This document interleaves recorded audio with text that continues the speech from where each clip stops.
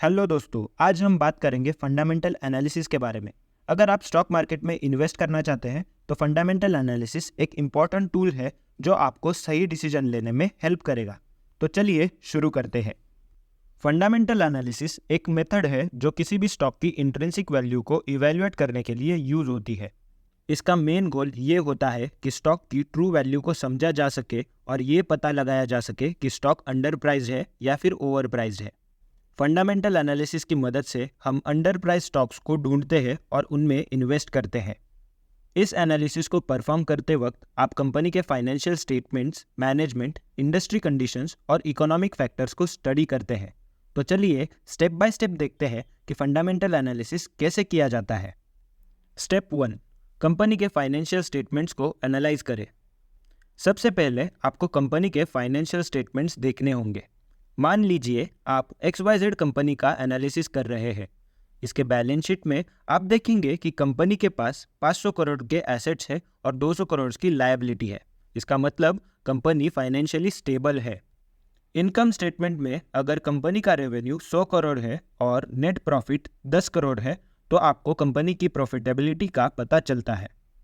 Cash flow statement में हम company के कैश इनफ्लोज और आउटफ्लोज का पता लगाते हैं।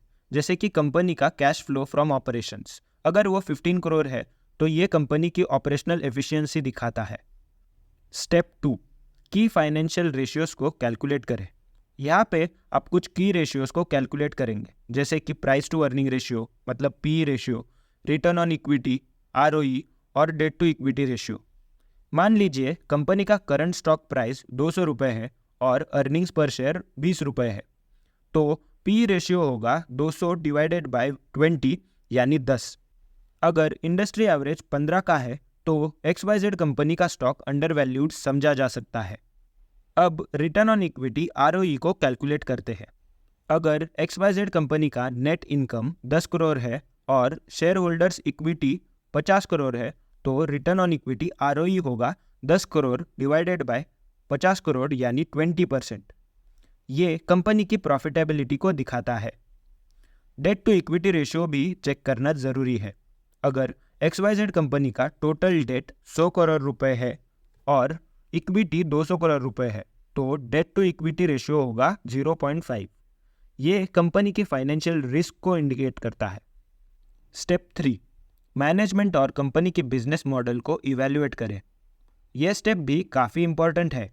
आपको कंपनी के मैनेजमेंट के ट्रैक रिकॉर्ड को देखना चाहिए और समझना चाहिए कि कंपनी का बिजनेस मॉडल कितना सस्टेनेबल है।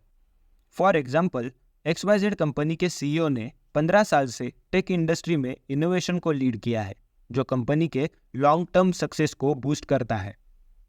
स्टेप 4, इंडस्ट्री और मार्केट कंडीशंस को समझें। कंपनी के परफॉर्मेंस को इंडस्ट्री और मार्केट कंडीशंस के कॉन्टेक्स्ट में देखना जरूरी है। मान लीजिए XYZ कंपनी टेक इंडस्ट्री में ऑपरेट करती है, जहां 12% ग्रोथ रेट देखने को मिल रहा है और XYZ कंपनी ने भी नए प्रोडक्ट्स के साथ इस ग्रोथ ट्रेंड को फॉलो कर रही है। ये पॉजिटिव साइन है। अब देखते हैं स्टेप 5, इकोनॉमिक इंडिकेटर्स को कंसिडर करें। आखिर में इकोनॉमिक इंडिकेटर्स जैसे GDP ग्रोथ, इन्फ्लेशन रेट्स और इंटरेस्ट रेट्स को भी देखना ज़रूरी है।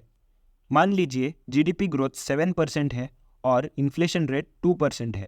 ये स्टेबल इकोनॉमिक कंडीशंस दिखाता है जो XYZ कंपनी के बिजनेस के लिए फेवरेबल है। तो दोस्तों, ये थे कुछ बेसिक स्टेप्स फंडामेंटल एनालिसिस करने के, साथ ही कुछ सिंपल एग्जांपल्स भी। ये प्रोसेस आपको एक बेटर अंडरस्टैंडिंग देता है कि किसी स्टॉक की ट्रू वैल्यू क्या है और आपको सही इन्वेस्टमेंट डिसीजंस लेने में हेल्प करता है। अगर आपको ये वीडियो पसंद आई हो तो लाइक और सब्सक्राइब करना ना भूलें और कमेंट करके बताएं कि आप किस टॉपिक पर अगला वीडियो देखना चाहेंगे। धन्यवाद।